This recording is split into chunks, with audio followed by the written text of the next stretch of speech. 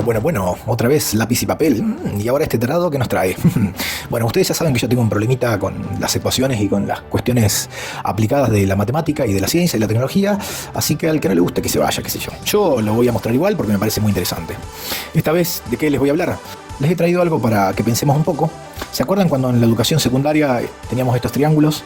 Que teníamos un angulito, una hipotenusa, un cateto opuesto, un cateto adyacente. Este era un triángulo rectángulo, nos dábamos cuenta porque había un ángulo recto y nos enseñaron el teorema de Pitágoras. Muy bien, hasta ahí todo bárbaro, más o menos, todo lo habíamos pasado. Después empezamos a sufrir un poco cuando dijimos que a estas cosas las podíamos relacionar de una forma distinta para empezar a incluir el ángulo que estaba ahí en el medio. Y cuando decíamos eso, lo que estábamos hablando implícitamente era de las funciones trigonométricas.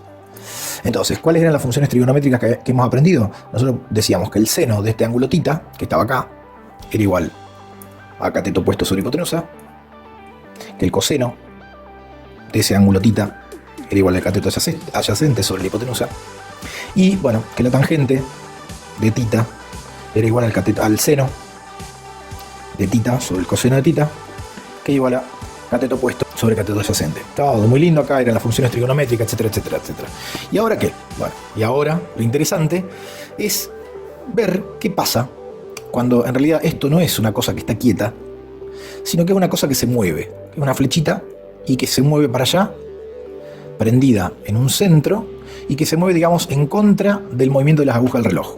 Vamos a ver qué pasa. Si yo hago esto, digamos, lo que voy a obtener es una flecha, en realidad, que tiene un radio R, qué sé yo, cualquier cosa, y se mueve para allá con una velocidad angular omega, que estos son la cantidad de ángulo que se desplaza en un periodo de tiempo. Entonces se desplaza para allá, puede ser con un ángulo inicial θ0, qué sé yo, y entonces ahora el desafío es intentar, digamos, reproducir con ecuaciones el movimiento de esta flechita. Entonces intuitivamente vemos que si esta flechita se va moviendo para aquel lado, el largo de esta flechita, que está acá, que es como si fuera la sombra que proyecta esa flecha cuando yo la ilumino con la luz para acá, pasa de ser muy chiquitita, cuando está esto muy cerrado, empieza a ser cada vez más grande, más grande, más grande, más grande, llega la sombra a coincidir con el alto de esta semicircunferencia y después empieza a disminuir de nuevo. Es como que yo estoy haciendo un puntito que parte de acá, sube hasta acá a medida que esta flecha va dando vuelta y después baja hasta llegar acá. Cuando el puntito llega acá es porque la flecha hizo todo este recorrido desde acá, hizo así hasta acá.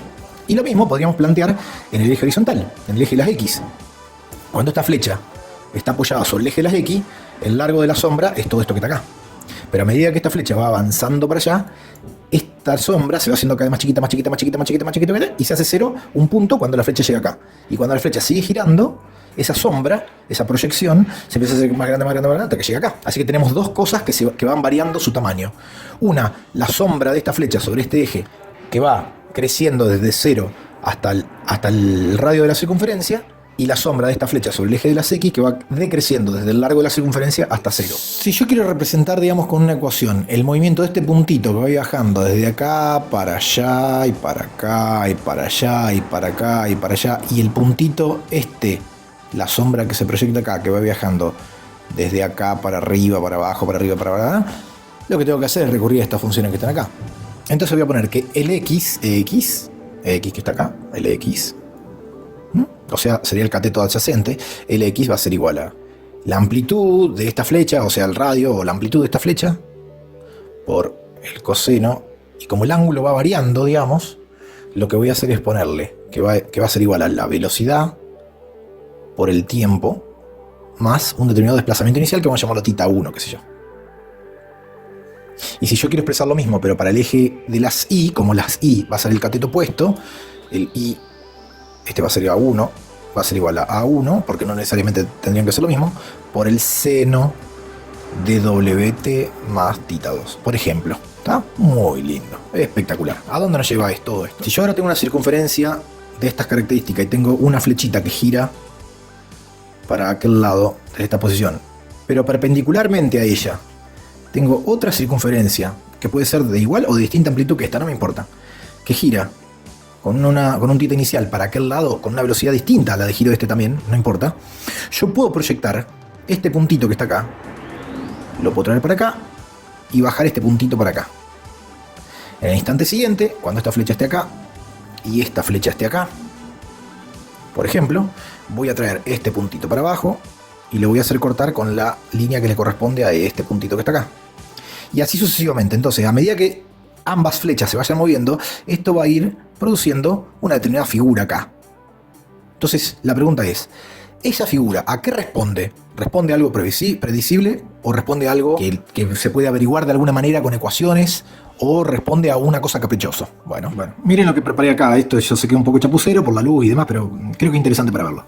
Acá lo que hice fue preparar un programita en donde lo que hace es cortar dos funciones perpendiculares, de la manera que mostramos hasta ahora, digamos, y donde uno le puede variar la amplitud de una circunferencia, la amplitud de la otra, la velocidad angular de un vector, la velocidad angular de otro vector, y acá podemos ir variando el delta de ángulo inicial que tiene cada una de las dos figuras.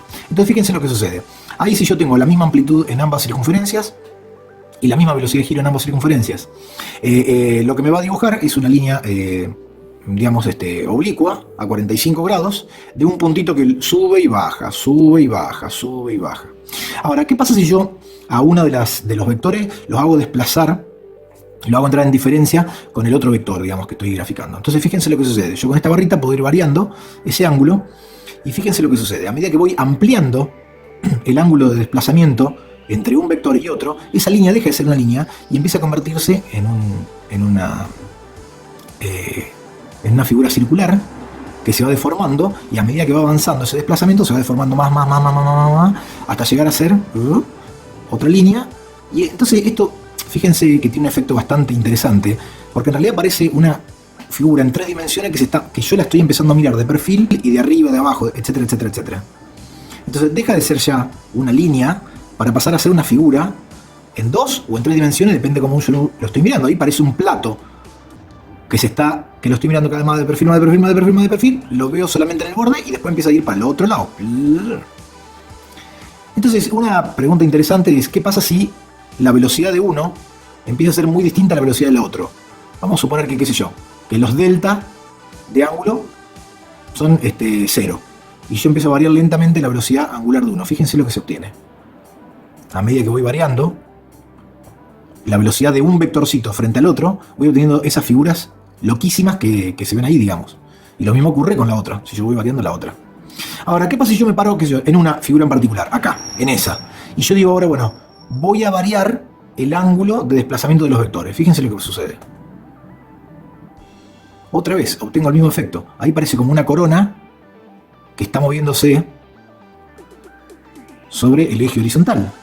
Para un lado, para el otro, etcétera, etcétera, etcétera. Si obtenemos otra figura, qué sé yo, esta parábola, por ejemplo, que parece una parábola, digamos, y yo varío los delta de desplazamiento, fíjense. Ahí parece una silla de montar que se está abriendo de un lado para el otro. ¿Lo ven? A mí me parece muy, muy interesante y hasta casi hipnótico, digamos, el efecto. Bueno, ¿a qué nos lleva todo? Esto que estamos viendo, no ni más ni menos que son las curvas o figuras de Lissajous. Lissajous, o como se pronuncie. ¿Y quién fue el loco este? ¿Quién fue el Lissajous? Acá les dejo una referencia muy pequeña, digamos, de Louis-Antoine Lissajous, o Lissajous, como se pronuncie, digamos, en donde se puede ver que el tipo vivió por el 1800. Y en ese momento el tipo, o estos tipos, se hacían este tipo de cosas, increíble, digamos, ¿no? Con muy pocas herramientas. ¿Qué es lo que hizo Lissajous, digamos? Lo que, bueno, como sabemos nosotros, el sonido se reproduce en forma de ondas, se transmite en forma de ondas. Entonces, cuando uno tiene un instrumento, que sea una guitarra, por ejemplo, un piano, lo que sea, y lo quiere afinar, necesita tomar una referencia, salvo que uno tenga un oído absoluto, que no es la mayoría de los casos, digamos, uno tiene que tomar una referencia de algo que emita un sonido en esa longitud de onda precisa y exacta a la cual yo quiero afinarlo. Hoy en día lo que se hace es, tienen afinadores electrónicos, tanto para la guitarra como para los otros instrumentos. Pero en la antigüedad no pasaba así. Entonces, ¿qué se usaba en la antigüedad? Se usaban unos pequeños dispositivos que eran de metal, que eran como una horquilla, que los músicos obviamente sabrán de esto, que era el diapasón. Los diapasones, uno golpeaba acá y emitía un sonido, una vibración, digamos, y uno comparaba esa vibración del diapasón con la vibración de la cuerda o del instrumento que yo quisiera afinar, digamos. ¿Qué papel juega Lissajous en todo esto? Lo que hizo el tipo fue realmente asombroso para su época, digamos, encontrar un método para ver si un diapasón estaba exactamente construido como correspondía y comparar el sonido que emitía un diapasón con el sonido que emitía otro diapasón, pero no de una forma sensitiva como la que puede producir el oído, digamos, sino a través de experimentos en que lo que hacía era dibujar el sonido. Sí, señores, dibujar el sonido. Más o menos los experimentos consistían en hacer vibrar un diapasón, que está acá, digamos, y emitir un haz de luz y ver a través de una serie de espejos, digamos, qué figura ese diapasón emitía. Y si ponían un diapasón de manera perpendicular, digamos, al primero, lo que hacía era dibujar este tipo o proyectar este tipo de figuras. Y de esa forma lo que el tipo estaba viendo era la relación que existía entre la frecuencia de vibración de un diapasón y la frecuencia de vibración del otro diapasón. Entonces, si bien no averiguaba la nota absoluta de un diapasón, lo que hacía era averiguar la relación de notas entre ambas. Por último, en este video les muestro las figuras que se pueden obtener de la proyección de esos vectores sobre una circunferencia, en el cual se muestra un puntito que gira en contra de las agujas del reloj y claramente se muestra en función del desplazamiento que va teniendo una sobre la otra las figuras tan curiosas que se obtienen en cada uno de los casos.